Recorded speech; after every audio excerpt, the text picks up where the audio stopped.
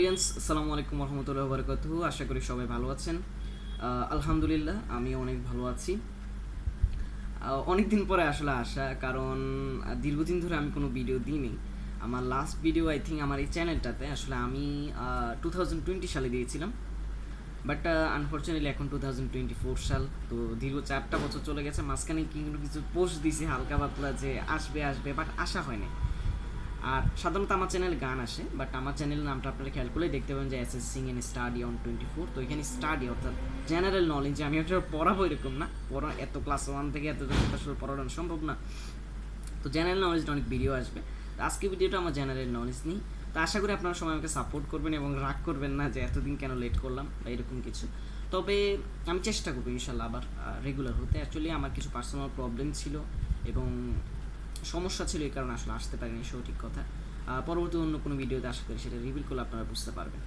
So let's talk about our topic. আজকে আমাদের যে টপিকটা নিয়ে আমরা আজকে স্টাডি টপিকটা নিয়ে যেটা নিয়ে আমি কথা বলতে চাই, সেটা হচ্ছে আসলে আমরা চারদিকে শুনে থাকি বা ছোটোবেলা থেকে আসলে অনেকে এটা ফেস করছেন, যারা আসলে 90s কিড কিংবা বিশেষ করে এই সময় ছেলেরা বেশি শোনে যে যদি যারা ফরেন কান্ট্রিতে যায়, বিশেষ করে আমি এটা ফেস করছি। ফরেন কান্ট্রিতে না, এগুলো দেশের মধ্যেও এরকম হয় যে বাংলাদেশে আসলে এমন কোনো মানুষ জন্মায় নেই যে কিনা পুরো ওয়ার্ল্ড ওয়াইড জনপ্রিয়তা অর্জন করছে। বাংলাদেশের মানুষ খর্ব, বাংলাদেশের মানুষ অলস, বাংলাদেশের মানুষ দেখতে সুন্দর হয় না, বাংলাদেশের মানুষ মানে বিভিন্ন প্রবলেম যেটা আসলে বাংলাদেশের মানুষের নামে শুনতে পাওয়া যায়, যেটা কিনা অন্যান্য কান্ট্রির মানুষের নামে শুনতে পাওয়া যায় না। এখন আসলে কি বাংলাদেশের মানুষের এতটা প্রবলেম, বাংলাদেশের মানুষের কি আসলে গর্ব করার মতো কিছু নেই, সেটা নিয়ে আজকে আমার ভিডিওটা। এবং আজকে আমি কথা বলবো বাংলাদেশের টপ কিছু ব্যক্তিত্বদেরকে নিয়ে, যারা আসলে ওয়ার্ল্ড ওয়াইড বাংলাদেশের নামটা উজ্জ্বল করছেন এবং তারা আসলে বাংলাদেশের লেজেন্ড ছিলেন।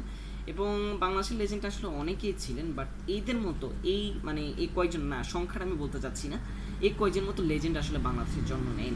এবং আশা করি অনেকে এখন যে এই 4টা নাম বললে যদি কেউ পার্সোনালি তাদেরকে পছন্দ না করে থাকেন, তাহলে আমি তাদের জন্য একটা কথা বলতে চাই, আপনি হয়তো তার ক্যারেক্টার নিয়ে প্রশ্ন তুলতে পারবেন বা যেটা নিয়ে প্রশ্ন তুলতে পারেন, বাট তার পার্সোনাল তার যে কাজ মানে তার যেটা তিনি করতেন, যে প্রফেশনাল লাইফটা, সেটা নিয়ে আপনি কোনো কিছু অস্বীকার করতে পারবেন না। তারা এমন ব্যক্তিত্ব ছিলেন আসলে। এবং আমি এই যে কয়েকজনের লিস্টটা করব, সেই কয়েকজনের লিস্টটাও কিন্তু শুধুমাত্র তাদের কাজের উপর নির্ভর করে, তাদের চরিত্র বা অন্য কিছুর উপর নির্ভর করে না, তো অন্যভাবে কিছু নেবেন না। তো ফার্স্ট আমার যার নামটা সবার আগে মাথায় আসবে এবং ওয়ার্ল্ড ওয়াইড যিনি ইতিহাসে সর্বপ্রথম আসলে বাংলাদেশ থেকে অনেক ওয়ার্ল্ড ওয়াইড জনপ্রিয়তা অর্জন করছেন, তিনি হচ্ছেন জগদীশ চন্দ্র বসু। এখন অনেকে বলবেন জগদীশ চন্দ্র বসু তো ইন্ডিয়ান, বাট আসলে সম্পূর্ণ ভুল কথা। তিনি বাংলাদেশে জন্মগ্রহণ করছিলেন, যদিও তৎকালীন সময় আসলে বঙ্গভঙ্গটা হয়নি, বাংলাদেশ থেকে ভারতটা আলাদা হয়নি, বাট তিনি বাংলাদেশেরই ছেলে এবং বাংলাদেশের ময়মনসিংহেরই ছেলে। যথেষ্ট মেধাবী ছিলেন, ছোটোবেলা থেকে অনেক গবেষণা করতেন। এখন উনি কেন ওয়ার্ল্ড ওয়াইডের জনপ্রিয় এটা জানিয়ে দিয়ে রাখি, তিনি ওয়ার্ল্ড ওয়াইড জনপ্রিয় হচ্ছেন মূলত গাছের প্রাণ আছে বলে এই জিনিসটা আবিষ্কার করার কারণে তিনি ওয়ার্ল্ড ওয়াইড জনপ্রিয়। এবং তার যে অবদানটা বিজ্ঞানে, সেটা আসলে অস্বীকার করার মতো কিছু নয়। কারণ উনি যদি এই বিষয়টা আবিষ্কার না করতো যে গাছের প্রাণ আছে, তাহলে আমরা মনে করি যে 9-10-এ যে আমরা বায়োলজি পড়তাম, অনেকে সায়েন্সে যারা থাকতো, এরপর ইন্টার লাইফে যারা সায়েন্সে থাকতো, বটানি পড়তো, জুলজি পড়তো, ইন্টার ফার্স্ট আর ইন্টার সেকেন্ড, এরপর অনার্স লাইফে গিয়ে পড়তো, ইউনিভার্সিটিতে পড়তো, মানে বিভিন্নভাবে অনেকে ওই সাবজেক্টের উপর পড়ালেখা করতো, অনেকে ওই প্রফেশনে যেত।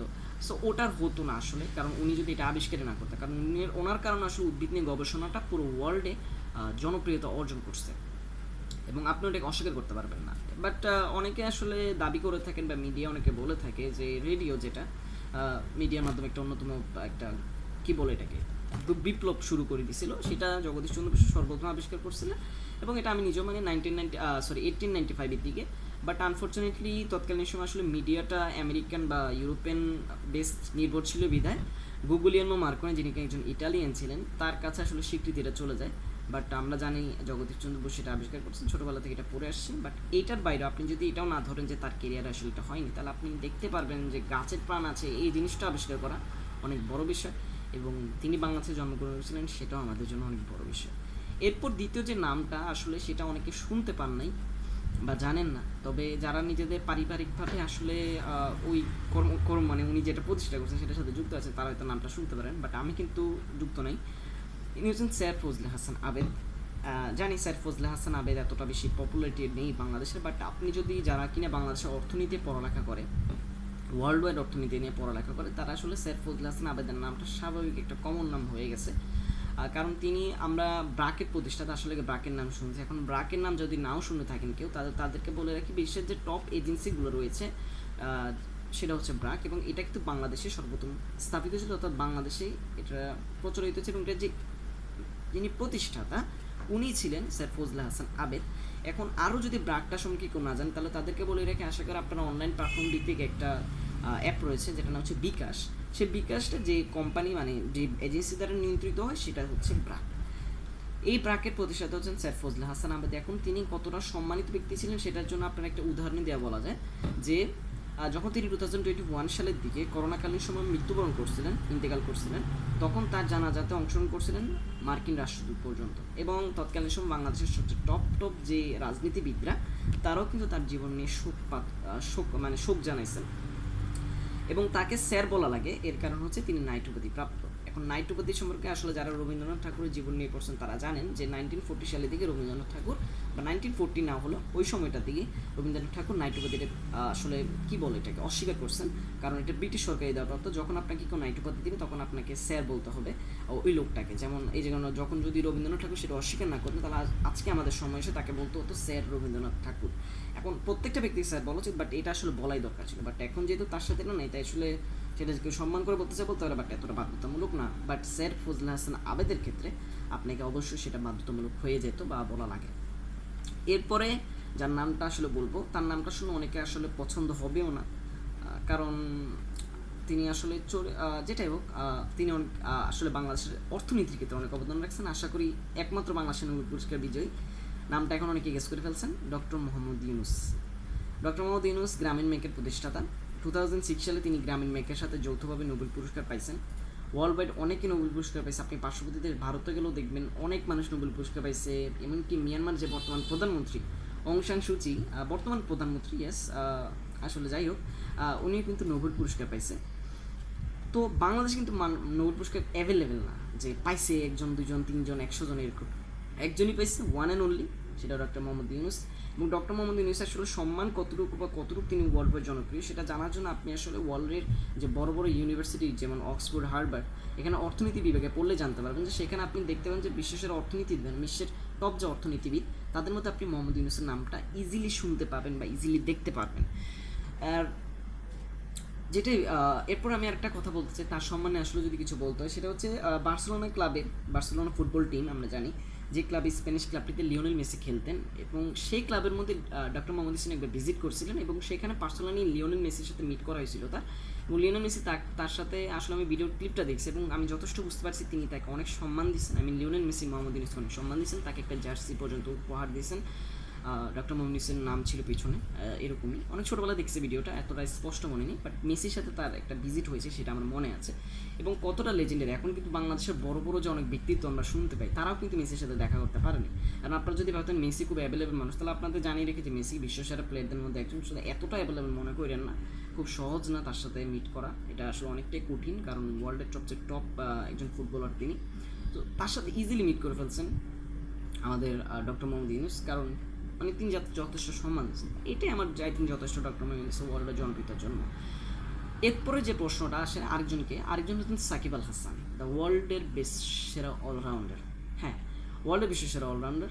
এখন আপনারা বলবেন যে আরে এ তো সাকিব আল হাসানের ভক্ত, আরে একে তো পাত্তা দেওয়া দরকার নেই, কী বাজে কথা বলছি, সাকিব আল হাসান ওয়ার্ল্ডের কত জনপ্রিয় হলো। বাট আপনারা এটা মানুন বা না মানুন কিনা, সাকিব আল হাসান আমি কিন্তু প্রথম বলে রেখেছি আমি আসলে প্রত্যেকের প্রফেশনাল হিসেবে বিবেচনা করছি, এবং একজন প্রফেশনাল ক্রিকেটার হিসেবে সাকিব আল হাসান পুরো ওয়ার্ল্ড ওয়াইড অত্যন্ত জনপ্রিয়। সেটা আপনার মানুন বা না মানুন, আপনি যদি গুগলে সার্চ দেন যে বিশ্বসেরা অলরাউন্ডার কারা, তাহলে আপনি দেখতে পাবেন যে সাকিব আল হাসানের নামটা একদম 1 থেকে 3-4-এর মধ্যে থাকে, অলওয়েজ থাকে।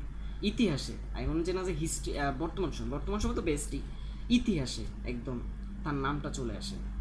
আপনি ক্রিকেটকে 3 ভাগে ভাগ করতে পারেন, একটা হচ্ছে ব্যাটসম্যান, একটা হচ্ছে বোলার, আর এদের মাঝখানে হচ্ছে অলরাউন্ডার। এখন টপ ব্যাটসম্যান আপনি তালিকা পাবেন সচিন তেন্ডুলকার, বিরাট কোহলির মতো ক্রিকেটারদেরকে, রিকি পন্টিংয়ের মতো ক্রিকেটারদেরকে। টপ বোলারের মধ্যে আপনি পাবেন শেন ওয়ার্ন, মুরালিধরনের মতো প্লেয়ারদেরকে। আর আপনি যদি বলেন যে অলরাউন্ডার, তাহলে আপনি দেখতে পারবেন সবার আগে নাম চলে আসবে গ্যারি সোবার্স, ওয়েস্ট ইন্ডিজের কিংবদন্তি, এরপর জ্যাক ক্যালিস, এরপর হচ্ছে সাকিব আল হাসান। এখন সাকিব আল হাসান নামটা কিন্তু অবভিয়াসলি চলে আসবে, অনেকে মানেন যে তিনি ইতিহাসের সেরা প্লেয়ার, অলরাউন্ডার। এখন এটা আসলে বাংলাদেশি প্লেয়ার হিসেবে আসলে অ্যাচিভ করা খুবই কঠিন ছিল, কারণ আই থিঙ্ক ইতিহাসে এরকম একটা প্লেয়ার যে বাংলাদেশে জন্ম নেবে সেটা আসলে লাক ছাড়া কিছুই না। এখন যারা ওনার ফর্ম নিয়ে এখন বিবেচনা করেন, যে অনেকে বলেন যে উনি তো এখন 1 নম্বরে নেই, উনি এখন তো রবীন্দ্র জাদেজা, এখন তো রবিচন্দ্র আশ্বিন, এখন তো কি বলে হাসানাঙ্গা, তারা ওয়ার্ল্ডের 1 নম্বর র্যাঙ্কিং চলে আসেন। বাট আসলে সাকিব আল হাসান এমনভাবে টানা 2011 থেকে, যখন আমি একদম ছোটো ছিলাম, ওইখান থেকে তিনি টপ মানে র্যাঙ্কিং 1 নাম্বার ক্রিকেটারটা ধরে নিয়েছেন নিজেকে, মানে ইস্টাবলিশ করে ফেলছিলেন, যে আসলে তার নামের সাথে এখন ট্যাগ লেগে গেছে যে বিশ্বসেরা অলরাউন্ডার, এটা একটা ট্যাগের মতো হয়ে গেছে, যে তার নিক নেম এটা। সো আসলে হাসানাকে এখন যতই চলে আসে, সাকিব আল হাসান আসলে কোনো প্রমাণ কিছু নেই, তিনি মানে প্রমাণের কিছুই নেই তার লাইফে, অনেক কিছু প্রমাণ করছেন, 700+ উইকেট, আই থিঙ্ক সেটা দিন দিন আরও বাড়বে, এতটা ইজি ছিল না। এখন আপনারা অনেকে বলবেন যে ঠিক আছে, আপনি বললেন যে ডক্টর মোহাম্মদ ইউনূস, ফজলে হাসান আবেদ, সাকিব আল হাসান, জগদীশ চন্দ্র বসু, তারা ওয়ার্ল্ডে বাংলাদেশের থেকে অনেক টপ অর্জন করছেন। কই, আমরা তো শুনি না। আমরা যেভাবে বিজ্ঞান ক্ষেত্রে নিউটনের নাম শুনি, আইনস্টাইনের নাম শুনি, সেভাবে তো জগদীশ চন্দ্র বসুর নাম শুনি না। আমরা যেভাবে অর্থনীতির ক্ষেত্রে আসলে কি বলে অনলাইন প্ল্যাটফর্ম ভিত্তিক বা যেভাবে ব্যবসা বাণিজ্যের ক্ষেত্রে আমরা বিল গেটসের নাম শুনি, ইলন মাস্কের নাম শুনি, সেভাবে ডক্টর মোহাম্মদ ইউনূসের নাম শুনি না। যেভাবে আমরা ব্যাংকিং শিল্পের মধ্যে অনেক বড় বড় ব্যক্তিদের নাম শুনি, সেখানে আমরা স্যার ফজলে হাসানের নাম শুনি না। আমরা ক্রিকেটারদের কথা বলে আমরা বিরাট কোহলি, সচিন তেন্ডুলকরের নাম যেভাবে শুনি, সেভাবে আসলে সাকিব আল হাসানের নামটা শুনি না। এর কারণ হচ্ছে মিডিয়া। বাংলাদেশের আসলে মিডিয়া দোষ দিব না আমি, বাংলাদেশের মিডিয়া যথেষ্ট চেষ্টা করে ভালো কাজ করে, যেন প্রকৃতপক্ষে 19 বা যেভাবেও যখন থেকে আসলে শিল্পটা পৃথিবীতে বিপ্লব হয়েছে, তখন থেকে আসলে ইউরোপিয়ান কান্ট্রিগুলো এই মিডিয়াকে নিজেদের অন্তর্গত করেছে। আপনি যখন দেখবেন একটা প্লেয়ার যদি ইন্ডিয়াতে ভালো করে, আমরা জানি যে ক্রিকেটে আসলে 3টে কান্ট্রিকে খুব পরাশক্তি ধরে, একটা হচ্ছে অস্ট্রেলিয়া, একটা হচ্ছে ইন্ডিয়া, একটা হচ্ছে ইংল্যান্ড। এখন আপনারা যে মানুন বা না মানুন না কেন, এই দেশের 3টা কান্ট্রির মধ্যে সাধারণত জেনারেল যে প্লেয়ারগুলো থাকে, মানে এভারেজ প্লেয়ার, তারা যে সবাই টপ এরকম কিন্তু না। তো যে এভারেজ প্লেয়ারগুলো থাকে আর অন্যান্য যে দলগুলো থাকে, সেগুলো ছোটো বড় হোক না কেন, তাদের যে টপ লেভেলের প্লেয়ার থাকে তারা কিন্তু ওদের চেয়ে অনেক ভালো। বাট মিডিয়া দেখবেন এই দেশের এভারেজ প্লেয়ারগুলো, তাদের নামটা বেশি শুনবেন, তাদেরকে আপনি মনে করতে পারেন যে ওয়ার্ল্ড ওয়াইড প্লেয়ার। যেমন আমরা এখন কমন একটা শুনি যে রবীন্দ্র জাদেজা, বেন স্টোকস ইংল্যান্ডের, রাইট, তিনি নাকি সাকিব আল হাসানের থেকে বেস্ট, তারা নাকি জ্যাক কেলিসি থেকে বেস্ট, তারা নাকি গ্যারি সোবার্সের থেকে বেস্ট। কারণ এখানে আমি মাথায় রেখে তাদের দুজনের নামটা আপনি চার করে দেখতে পাবেন, যে আপনি ওয়ার্ল্ডের যদি ক্রিকেট ইতিহাস দেখেন, আপনি দেখবেন ইংল্যান্ড, ইন্ডিয়া এবং অস্ট্রেলিয়া 3টা কান্ট্রির দেশেরই আসলে নামটা বেশি শোনা যায় প্লেয়ারদেরকে, কারণ তাদের মিডিয়া তাদের পক্ষে। সেম ইউরোপিয়ান কান্ট্রিগুলো বাংলাদেশের পক্ষে আসলে এতটা, বাংলাদেশ না শুধুমাত্র এশিয়ান কান্ট্রিগুলোতে আসলে মিডিয়াটা এত চাওন না, মিডিল ইস্ট কান্ট্রিগুলোতে আসলে এতটা চাওন না, এই কারণে সেটা প্রচার আমরা দেখতে পাই না। বাট আসলেই বাস্তব কথা, আপনি যদি বড় বড় ইউনিভার্সিটির পর থেকে যারা কিনা আসলে সঠিকভাবে পড়ালেখা করছেন, গভীরভাবে তারা জানবেন sir Jagadish Chandra Basu, doctor Mohammad Yunus, sir Fazle Hasan, তারা অর্থনীতির ক্ষেত্রে, শিক্ষার ক্ষেত্রে, সাকিব আল হাসান ক্রিকেটের ক্ষেত্রে কতটা অবদান রাখছেন বাংলাদেশের ইতিহাসে, সেটা ওয়ার্ল্ডের ইতিহাসও বলা যায়। এখন আমি জাস্ট প্রফেশন হিসেবে বলছি, এখানে কিন্তু কারোর ক্যারেক্টার নিয়ে বলছি না। আর আরেকটা কথা আমি একটু লাস্টে অংশে বলতে চাই, যে আমার স্যার একজন ছিলেন 9-10-এর দিকে, যখন আমি সায়েন্সে পড়তাম, ফিজিক্স টিচার। তো উনি বলতেন যে দেশে আসলে গুণী মানুষদেরকে সম্মান করা হয় না, সে দেশকে গুণী মানুষ জন্মায় না। আপনি যদি ইন্ডিয়ার দিকে খেয়াল করেন, আপনি দেখবেন যে সচিন তেন্ডুলকর, বিরাট কোহলি, তাদেরকে যে সম্মানটা দেওয়া হয়। এরপর আপনি যদি অর্থনীতির ক্ষেত্রে আসেন, আপনি দেখবেন যে কি মুকেশ আম্বানিকে, রিলায়েন্স কোম্পানি যিনি মালিক, তাকে যে লেভেলের সম্মান দেওয়া। অভিনয় দুনিয়া আসেন, শাহরুখ খান, সলমান খান, আমির খান, তাদেরকে যে সম্মানটা দেওয়া হয়। রাজনীতি ক্ষেত্রে জওহরলাল নেহেরু, মহাত্মা গান্ধীদেরকে যে লেভেলের সম্মানটা দেওয়া হয়েছিল, বাংলাদেশে আসলে সেটা আসলে অনেকে প্রাপ্য ছিল, আই থিঙ্ক ছিল না, এরকম না, ছিল, দেওয়া হয়নি। মানে বাংলাদেশের মনীষীদেরকে সম্মান করা হয় না। এই কারণে বাংলাদেশের যে মানুষের একটা প্রেক্ষাপট পুরো ওয়ার্ল্ড ওয়াইডে জারি রয়েছে, সেটা আসলে নেগেটিভই রয়ে গেছে। ওয়ার্ল্ডের মানুষ আপনি যেখানে যান দেখবেন বাংলাদেশের মানুষকে নেগেটিভ ধারণাটা রাখে। এই কারণে আই থিঙ্ক সত্যি, বাট বাংলাদেশের এই টপ লেভেল মানুষ অর্জন করছেন। সো আই থিঙ্ক বেশি আর লিপে যাচ্ছি না। ইনশাল্লাহ 4জন বা যেটা হোক আরও বিভিন্ন, আমি যদি কাউকে মিস করে থাকি, আপনার মনে হয় যে হ্যাঁ উনি ওয়ার্ল্ড ওয়াইড জন্ম পেয়েছে, তাহলে প্লিজ কমেন্টে জানাবেন। এবং if you like this video, if you don't like this video, like this and subscribe my channel for the next video notification. আর ইনশাল্লাহ এখন থেকে রেগুলার ভিডিও আসবে, টেনশন নেই। এবং কেন ভিডিও আসেন সেটা নিয়ে একটা ভিডিও বানিয়ে দেবো, চিন্তা করবেন না। Thank you very much. আসসালামু আলাইকুম রহমতুল্লাহ। আর থ্যাংক ইউ আর কিছু